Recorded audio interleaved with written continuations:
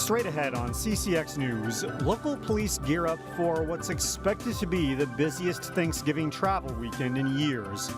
How they hope to prevent tragedies and save lives. Plus, a Maple Grove woman hopes to help other parents like her, the cause that's near and dear to her heart. And later, redefining the library, the changes that are helping to improve access. CCX News starts right now. Hello and thanks for joining us. I'm Delane Cleveland. The Wednesday before Thanksgiving rivals one of the biggest drinking days and most dangerous travel days of the year. According to the State Patrol, it rivals New Year's Eve and St. Patrick's Day. Eric Nelson joins us now with more on how local law enforcement are stepping up patrols. Yes, Delane, the Minnesota Department of Public Safety made it crystal clear. Holiday cheer can quickly become holiday carnage if people drink and drive. There were 28 alcohol-related traffic deaths between 2013 and 2017 during the extra holiday DWI enforcement period, making this a risky time to be on the road. My recommendation would be, if you have anything to drink, plan ahead, plan a sober ride. Don't take the chance that, hey, I'm okay to drive. Don't even get behind the wheel of your vehicle, because I can tell you your consequence is a lot more severe than paying for that Uber, getting a cab, or staying where you are. Police and state troopers from all across Minnesota formed a backdrop for today's press event, including officers from Brooklyn Center, Crystal, Plymouth, and Robbinsdale.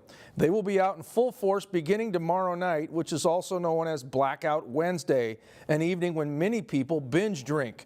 In a 12-hour period on Blackout Wednesday last year, there were 133 DWI arrests in a 48-hour period. On a typical Wednesday to Thursday, the total is approximately 100. There's times when I've arrested people on a night before Thanksgiving, and they do not get to go home to their family because they sit in jail during Thanksgiving. I've also been on the other side, and I'm sure other officers, troopers, and deputies could attest to this. I've had to tell families that their family member will never come home for the holidays again. That sticks with me, and it never goes away. I don't want that to happen, and I want people to have a good holiday and enjoy it with the family, which is what it's meant for. Now, besides the danger factor of drinking and driving, there is also the expense factor. Get a DWI and it could wind up costing you thousands of dollars in fees and fines. Delane? Thank you, Eric. Not only is drinking and driving a concern, Thanksgiving holiday travel is just plain busy. And this year it's predicted to be especially busy. According to the AAA Auto Club, 54 million Americans will travel at least 50 miles between Wednesday and Sunday. That's the highest number since 2005 and about a 5% increase over last year. Lower gas prices are one factor. The average for a gallon of regular is about $2.57 in the Twin Cities, down 23 cents from a month ago. Compared to last year, however, the price is about 5 cents higher. A local school district that provides specialized education programs to students and families just received a big boost from the state. Plymouth-based Intermediate District 287 is one of several districts across Minnesota that will share nearly $5 million in mental health grants. At the North Education Center in New Hope, certain classrooms in kindergarten through second grade will get a special education teacher and a therapist to work with select students. Their families will also have access to mental health services. When you look at what's been going on in the world around us, with just so many different challenges that mental health, perpetuates in our society, that's why this is so important that we're intervening with students at this early age in their lives so that we can have different outcomes as they get older. The grant is for 2 years. The share going to Intermediate District 287 is nearly $2 million. The Maple Grove City Council has approved plans for a new large corporate industrial building. It would become a highly visible entry point to the city's industrial section. It would be located at the northeast corner of Zachary Lane and 85th Avenue. The property is commonly referred to as the Hilger Transfer Site, which was a former waste dump. The project would involve more than $5 million in cleanup costs. Once that's done, a 200,000 square foot building would go up called the Arbor Lakes Corporate Center. The building is designed for multiple tenants, which are not yet known. One concern raised by the City Council is the building could look too much like a big wall along a very busy road. Council members approved a motion to add more design to improve the building's appearance. A Maple Grove woman is trying to raise awareness about children with disabilities. Reporter Meredith Hackler shows us how she is educating herself to help educate others about their struggles. Having a disability can be life-changing, not only for the person affected by it, but also for that person's loved ones. My boys have fetal alcohol spectrum disorder. They've been exposed to alcohol in utero and drugs, and even though they have high intelligence, they struggle in so many different ways. Sharon Katula is the mother of Tavius and DJ. She's raised awareness and advocated on their behalf since she adopted them. Their disability is not visual. You can't look at them and know that they have a disability. They're very articulate, they're handsome young men, and they do have a lot of talents, but at the same time, the parts of their brain that have been affected make mainstream schooling very difficult for them at times. To become a better advocate, Sharon decided to take training through the Partners in Policy Making program. The program is an advocacy training program for people with disabilities or parents of young children with disabilities. The training lasts 8 months. About 10,000 people in Minnesota have graduated from the program since it started in 1987. Trying to, change the way that people think about people with disabilities and enabling them to find ways to find them, because they do want to work, they do want jobs, and they can do the work. So that's something that's also very big with this group too. Recently, the organization helped pass laws to help accommodate people with physical disabilities in public places. We want to teach these people how to fight for themselves and their family, and inevitably, talk to legislators, talk to elected officials, and pass laws in favor of people with disabilities and their families, just to hopefully, help everyone in the disability community. The Partners in Policy Making classes are held for people who have disabilities and for parents of children with disabilities as well. The 50-50 blend is what we try to do, and it's great because they learn so much from each other. Katula says seeing adults advocating for themselves gives her hope that her boys can live a normal life once they're older. I'm able to look at my children's disabilities as being minimal compared to some of the other people with the disabilities too. I'm able to really focus on their strengths. For that reason, even just that reason alone, it's already been priceless. Meredith Hackler, CCX News. Still ahead, redefining the library. We'll show you how you can use library services without leaving your home. Plus, the Wayzata girls basketball team should be one of the state's best this winter. We'll have a preview. But first, warming up for Thanksgiving. Temperatures will actually be above normal on Thursday. Yesterday, we showed you a small sampling of the things you can do in your library, other than just checking out books. Today, in part 2 of our series, 21st Century Library, we'll show you what you can do without ever going near it. Here is Shannon Slatton.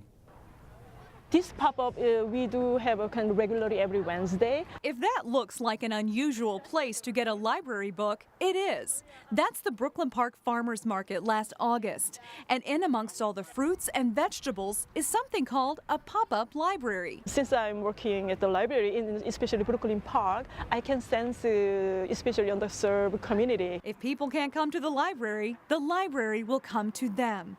The Farmers Market is just one example. At Heather's Manor Assisted Living in Crystal, residents can enjoy the library without ever having to leave the building. A partnership between the Hennepin County Library and residents that are either homebound or in an assisted living or a group home or a long-term care facility. It's very important. The library brings books. They might be biographies or westerns or mysteries. Right here. And it's not just for regular checkout. They've also facilitated an on-site book club, complete with large print and audiobooks for folks who have vision problems. It's made possible by the library's Outreach Services Department. We provide library services to folks who face barriers getting to libraries. That's not just nursing homes, but homebound seniors and even people in prison. We have 60 senior residences that we provide a quarterly collection of books to. And they don't stop at books. Yesterday we showed you some activities you can do at the library, and Outreach Services brings some of that to folks who can't make the trip. We run a series of programs each year. This year, we are doing Green Card Voices. That's a traveling exhibit showcasing the personal stories of immigrants and refugees. We selected a collection of 7 stories. These are all immigrants from 7 different countries around the world. Library programs like this start conversations about issues that impact people in the county and elsewhere. And in particular with this program, we hope to bring something to people that might incite or conversations amongst residents and staff and community members as well. This kind of programming means a lot to folks at Heather's Manor. I think it's great, especially that they've decided to focus on senior citizens. Here at the Heathers, we have 93 residents, all average age 92. And so getting their opinion and their thoughts is very important. And for people who prefer to get their information online, Hennepin County Library has you covered there too. We really are excited about being able to meet our patrons wherever they're at, literally. Just about anything you could do at a branch, you can do over the internet. You can go to our website and you can use our catalog and look for materials and find out what we have and manage your library account and reserve materials that you can pick up. Downloading books goes without saying, but there's also music and video you can stream and download.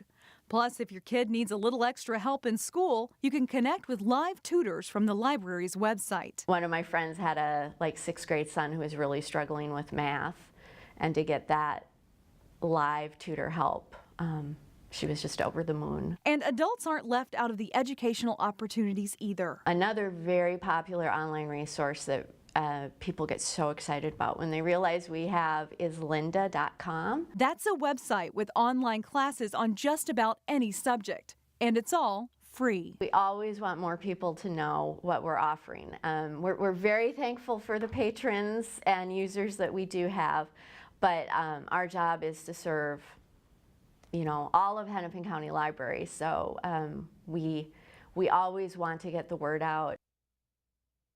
In our final installment of the 21st Century Library series, we'll look at how they do it, from book selection to distribution to the art of book repair. That's coming up Wednesday at 4 on CCX News.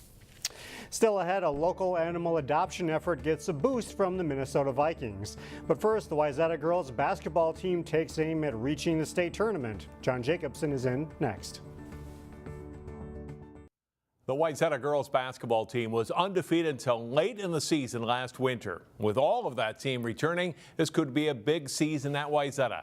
Jay Wilcox has more on the Trojans. There's no doubt about it. The Wayzata girls are fired up about the possibilities for the 2018-2019 season.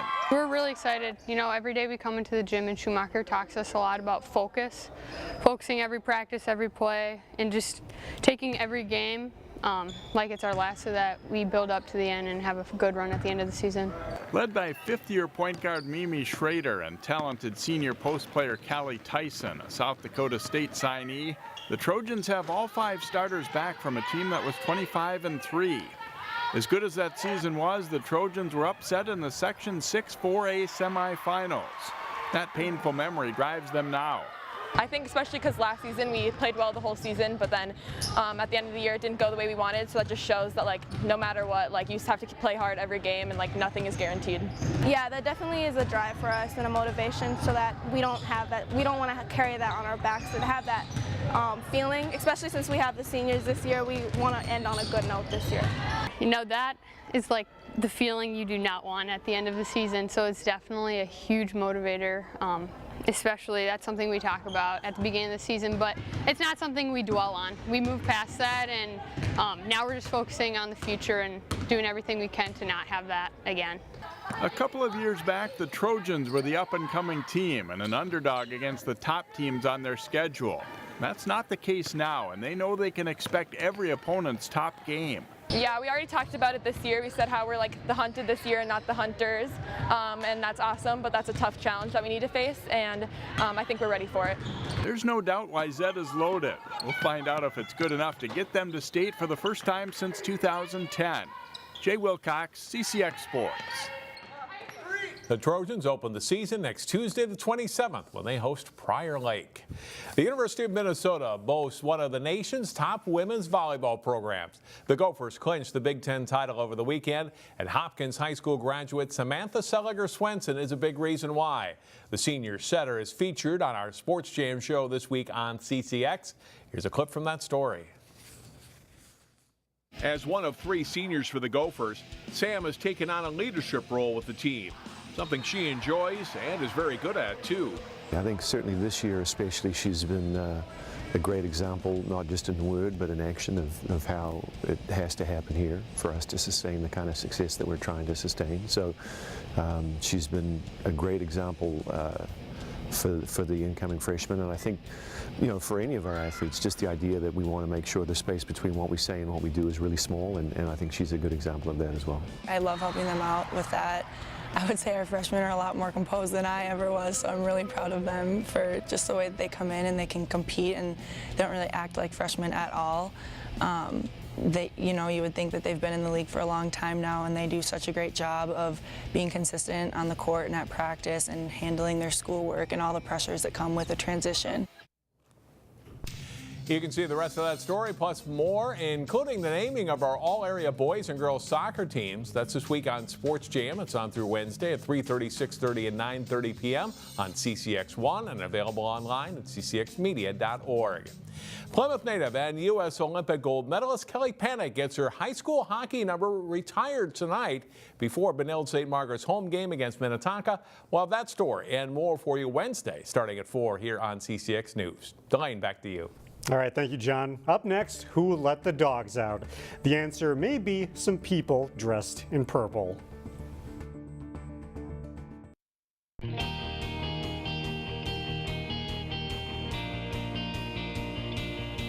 Well, this time of the year, animal shelters have a harder time adopting out animals. On Tuesday, the Animal Humane Society had some unlikely help to get the word out. The Vikings hosted a pet adoption event at the Animal Humane Society in Golden Valley. The players were present to encourage adoptions and mingle with visitors. As part of the event, for every animal that was adopted, the Vikings donated $50 more to the Humane Society. Players say it's a good feeling to be able to give back to the community they play for. I think all this stuff is good. I mean, no matter, you know, how you give back or whatever, but I think it's all important. I think that a lot more people need to do it, not just people like us, like the Vikings or whoever that has a high platform. I think that everyone should give back or go do these things whenever they can. The Humane Society currently has 145 animals available for adoption at all 4 of their locations.